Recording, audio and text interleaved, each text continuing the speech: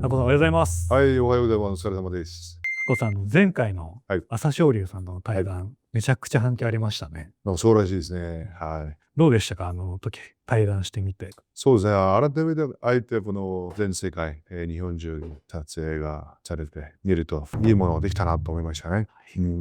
ということで今日も対談なんですよね。はい。じゃあ早速なんですが、はい。ゲストのご紹介をお願いいたします。はい。大関バルトです。よろしくお願いします。おはようございます。久しぶりです。久しぶりって言われても、最近結構会うこと多くないですか？そうね。最後会ったのは白鵬杯ですね。半年ぶり。半年ぶりですね。はい。なんかちょっと痩せましたね。変わってないよ。変わってないですか？太ったね。いや、太ってないですよ。ちょっと言い方つや。こう、前から見ると、こんな。でも、横から見るとカリカリじゃないですか。どうだよ。タコさん、今日はバルトさんとどういう対談になるんですか？そうですね、今日はなかなか日本に、バルト来ませんがね、この来たタイミングで、時間取ってもらいましたし、過去と現在、未来について、対談、話したいです。はい、お願いします。相撲をやる人は、この星の宝です。相撲を必ずオリンピック種目にすることです。まずちょっとお二人にお伺いしたいのが、相撲界に入った頃のお話。はい。お二人の共通点は、異国から日本に来て相撲をやったっていうことだと思うので、そこについて教えていただいてもいいですか？はい。そうだね。私の場合はもう、相撲っていうのはやってませんからね。バスケットボールやってましたんで、入門したいっていうのはなかったですよ、最初は。なぜこの62キロですから、相撲やる体型ではないね。そこで、バルトの場合は、本当このアマチュア国際相撲ね、で、相撲を経験してて、将来、横綱大関になれるっていう状態で、日本大関で声がかかってスカウトされて入門したと思う。その時に私もまた関脇だったと思うんですよ。2005年だったと思うんですね。十分すごい子が入ったぞ。もう各界でそういう話題になったのね。たまたまうちの宮城野部屋と三保関の部屋の先輩同士が仲が良くて、よく一緒に稽古してたんで、入門して2場所、3場所目になった時にバルトが宮城野部屋に逃げ動いたんですよ。それが私がバルト初めて出会ったんですね。覚えてますか？本当に日本で2004年2月20日日本に着いて、2004年の5月、毎日も出て、もう横綱のとこ行ったら、9月場所前にもう出稽古行きましょうって言われてて、と思って、外国人同士でなんか出稽古するんだって。めっちゃ最初きつかったもん。なんかもう、相撲もそうなんですけど、なんか男13人ぐらいで同じ部屋で寝るんです。恥ずかしいな。一緒に風呂入るのも恥ずかしかったです。裸に回しつけるのも恥ずかしかったです。もう私も本当にエストニア遠い中から出て東京に来て、一緒に寝て、一緒にお風呂入る。いやーと。もう日本の文化がね。ね、はい。国際相撲で相撲やってなかったんだ。国際相撲は2002年世界大会、ジュニア世界大会で出てたんですけど、もう全然結果がなくて終わったんです。また2、3ヶ月しか相撲をやってない時よ。どこから声がかかったの？うちのエストニアの中道の先生がもうとにかく相撲が大好きで、世界大会行きましょうっていう感じでした。世界大会で、その当時の親方から声がかかったわけですね。明治大。いや、その時まだエストニア普通に帰って、それで、2003年の夏に、エストニア小さな相撲大会があったんですよ。で、そこに日大の相撲部から3人来たんですよ。で、そこで1人に勝ったんですよ。よっしゃって。で、夜、そこのコーチに、あなた、ちょっと大相撲においでや、みたいなことをやられてるんです。けど、コーチも結構ね、お酒飲んでたから夜。次の日忘れとれやなと思ったら、半年後に、飛行機チケットが送られて、ほんま行くねやと思って。はい、そういうことでした。なるほど。一番最初の出稽古はもう宮城野部屋でした。こんな日本語も喋れなかったんだよ。はい、バルトだったんですけど。よく覚えてるのは、稽古終わってから横綱が、ちょっと飲み物買ってこい。CC レモンいただきました。かわいい。覚えてるんだ。はい。確かに、当時の日本関のやつが、電力宮城の部屋来て、初めてこんなたくさん稽古してきつかったってずっと言ってたんですね。まあやっぱり大相撲と、まあ世界相撲って、あんだけやっぱり違うと。それく知りませんでした。本当にもう、うわってもう30分後やってお肉、美味しいもの食べて寝て大きくなるみたいな、強くなるみたいなイメージだったんです。日本のやつ。あ、そんなことないんだと。こうなんかお二人今の話聞くと、こういろんな人にこうやりなよって言われて日本に来てみたいなこうあったと思うんですけど、よし、もう俺は相撲で行くぞみたいな、決めた瞬間みたいなこととか。そうですね。私の場合やっぱり残りもんでしょ。どっからも声がかからなかったんで。でもその一緒に来た仲間が3、4人が残ったんですね。まあ仲間がいるから一人じゃないっていうのもあったし。私も遠い中でもう小さい頃からもう農家みたいな形で家にあったから、あんまりも貧乏すぎて、これがチャンスだなと思ったんですよ。これでお母さんでもやっぱちょっとでも助けてやりたいなという。まあいわゆるこのハングリー精神ですね。親孝行したいっていう。まあ私もやっぱりそれもありましたね。親父がモンゴル初のオリンピックメダリスト、大学補佐でもあったんだけど、やっぱ帰りたいっていうのも何回も思ったことある。多分完全に帰れないっていうのは、なぜかというと、やっぱりこのまま帰っちゃうと、両親、特に親父の顔に泥塗っちゃうとか、そういう意味では我慢してやってたって、まあ似てるっていうか、同じですよね。で、ちょっと時を進めて、お二人の現役時代の取り組みや勝負とか、そういうとこ聞きたいと思います。まあ私の場合は、バルトと初対戦。で、その横綱綱取りで私も何回か失敗してましたから、で、3代目正直で横綱になったっていうのもあるんですけど、やっぱこのバルトも勢いがあったんですね。で、その時でバルトと初対戦。実際私もバルト横綱になると思ってます。当時の初対戦と次の場所の対戦。この2つでもうこれから絶対バルトが強く意識っていうのはありましたね。それ聞いてどうですか、バルトさん。私、もう6場所でね、関取になったんですよ。まあ、それも横綱の手稽古のおかげだと思ってもらいます。いや、本当にそうです。はい。もう、やっぱ横綱も、当時も倍ぐらい強かったから、前に歩いてる横綱の私になんとか追いついていきたいと思ってたんですよ。そういう気持ちでいつもやってたんですけど。お二人の一番のご取り組み、今こう、いろいろ調べてみると、2010年初場所、白鵬さんの連勝30を止めたのがバルトさんで出てくるんですけど。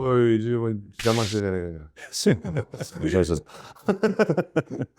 その取り組みについては覚えてますか？はい、私覚えてますね。本当こう、いい形になって、もう今日もか思ったんですよね。そこがやっぱりこう、勝負終わってなかった隙間が生まれてしまった。取り組みだったような思いますね。覚えてますか、バルトさん？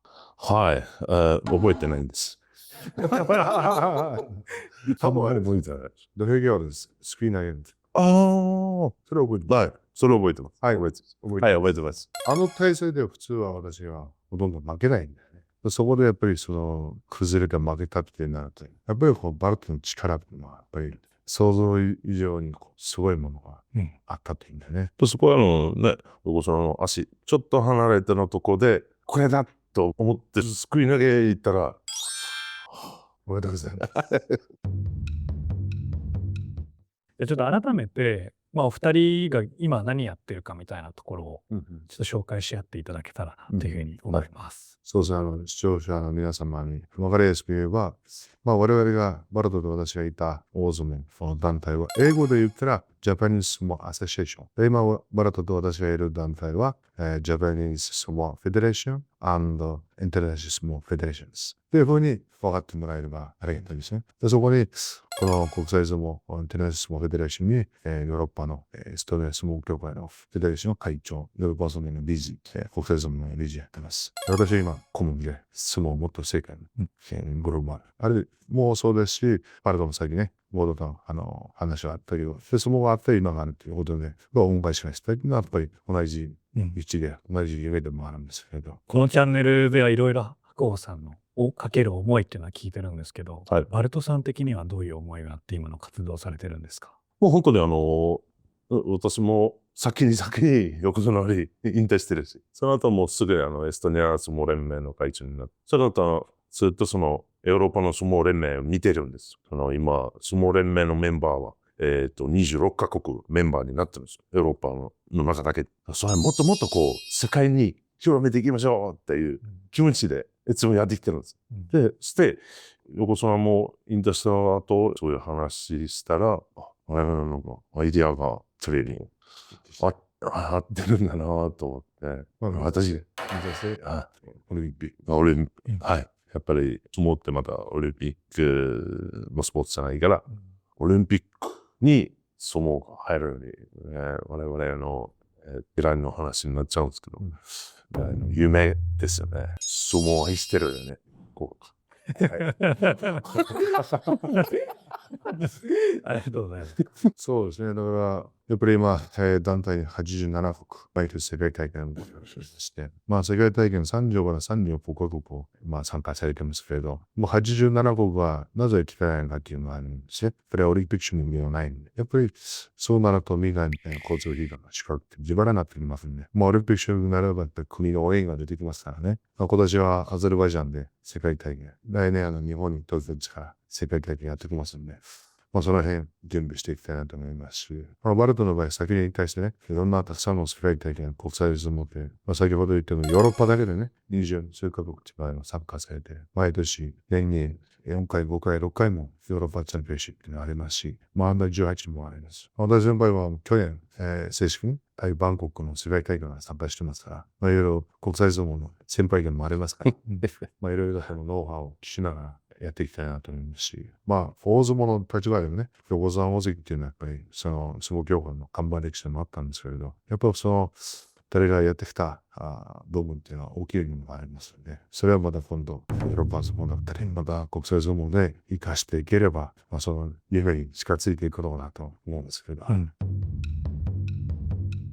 あとせっかくバルトさん来ていただいてるんで、ヨーロッパでもっともっと相撲が流行っていくために必要なこととか。本当に基本的に、ヨーロッパ一番大きな相撲大会、参加するの方々大体17カ国ぐらい参加するんですよ。で、それでやっぱり300、400人ぐらいのヨーロッパの選手が。それを見て、もっともっとやっぱり増やしたい。もっといろんな方々が来てほしいよ。そこも本当に皆さんやっぱり自分の自腹で来てるから、そこは自腹。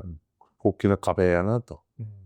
ヨーロッパはもう小さいお国いっぱいたくさんあって、もう近いじゃないですか。安いじゃないですか。って思う人もいるんですけど、そんなやっぱ飛行機代はとんでもない高いですよ。ヨーロッパの中で飛んでも。お国のサポートとか、個人の、私も自分の個人のスポンサー谷町さん今でもいるから、私をサポートしてくれるし、私が自分のエストニアの選手にそういうこと、いろんなことできるんです。だからエストニアはもう結構、やっぱり私がのサポートの方々がいるから、こういうことできるんですよね。相撲がオリンピック競技になったら、お二人は出る可能性ありますか？見たいですね。でも、もう年齢が年齢ですからね。二人とも今40になってますから。その出るために、やっぱり私は日本チャンピオン、バルトはエストニアチャンピオンにならないといけないんですよ。それは結構ハードルがあると思うんですね。でも、裏方ですね。最高ですと言いたいって気持ちは変わりませんし、オリンピックのなるためのなんかあるんだったら、絶対出ます。世界相撲ってみんなわからん。これもう大相撲みたいなもう体重関係なくって思う人いるんですよ。で、女性も男性も出るし。今、国際連盟アマチュア相撲って、両選手が手ついて、審判がレフェリーが来ますよ、発狂になるんです。そうじゃないと立っちゃいけないんですよ、ルールでは。そうなると、これ、やっぱり世界のスポーツのルールになってきてるんですね。大相撲の場合は片手ず、もう片で、つくばつくないぐらいで立つんですよ。要は青の呼吸ですね。で、このバルトは先言った体重のね、大相撲は無差別っていうのがあるんですけど、今、相撲連の国際相撲連盟では階級があるんで、今度来年が再来年がもう一つ新しい軽い階級を増やすっていう話になって、そうするとやっぱり、参加選手が増えますし、もっと広がりやすくなるのかなと思いますし、やっぱりオリンピックとなると男女じゃないといけませんでしたね。国際相撲連盟も2001年から女子の世界大会ができたんで、もう今、見てみればね、25年以上もなりますし、男子ができてるも30年近くなってませんで、速報杯でも女子の部はすごい盛り上がりでしたよね。そうですね。うんはい。本当この女子相撲の方がすごくやっぱり階級がね、うんやっぱり粘りだったっていう、うん初めて見た相撲ファンが多かったですね。やっぱり本当にそのお相撲さん大きくないとダメとかっていうイメージあるんですけど、世界相撲はもう本当もう70キロの方はもう180キロの方と戦えないから、70キロの方は70キロの方と戦え。でヘビーウェイトはヘビーウェイトで戦うから、もうその辺はやっぱりもう体重に合わせるの相手いるから、大きさないとダメとかではないんですよね。だからそう非常に見てて面白いしね、技がたくさん生まれてきてるね。同じ体重ですよ。だから大相撲で見られない技がたくさん出てくるんでね。テレ朝にできる。面白い楽しいです。私世界相撲オリンピック競技になるために頑張りましょう。それが私の夢です。同じく日本の相撲が世界に羽ばたき、オリンピック種目になっていくことと、そしてこの世界には、たくさんの相撲選手がいますんで、その子供たち、選手に夢と希望、その場所を作ってあげていきたいなと思ってます。我々相撲ラウ。はい、カットお疲れ様ですということで。ほんまや。あるんだ。初めて一緒に CC レモン。CC レモン。あとこれ買ってあげたんですね。これ初めて稽古はい。もう横綱にこれ当公約の時関脇だね。はい。関脇で稽古するんだ。ってことは化け物だったわけですよ。当時の味がしますか。懐かしい。懐かしいね。ほんといつぶりかなこれ。CM 来るよ多分これ。